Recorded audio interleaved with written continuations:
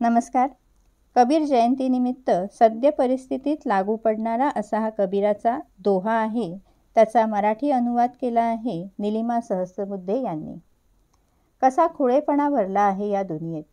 सांगून सुद्धा यांना सत्य असत्य आकळत नाही. आपसात लढाया करून मरायची वेळ आली तरी मर्म समजून घ्यायची तयारी नाही. लोकांनी घालून दिलेले नियम, कायदे, रूढी शिस्तशीर पाळणारे भरपूर भेटले आहेत.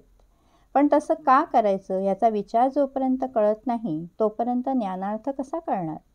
सराव खूप करतात पण मनात दुसरेच काही घोळत असते. त्यावर उपाय करू पाहताना फक्त सरावाचे मार्ग बदलतात. प्रत्येकजण वेगळ्या माणसाच्या मागून जायचं ठरवतो. शिक्षण, अभ्यास, व्याख्यानं, शिबिरं खूप झाली. शिक्षण विकत देणारेही घरोघर भेटले. पण माणुसकी, दया, करुणा कुठे गळून गेली समजलेच नाही.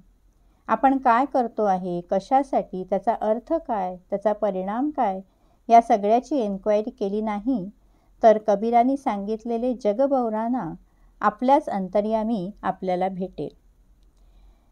याचा जो मूळ दोहा आहे तो आपण ऐकूया.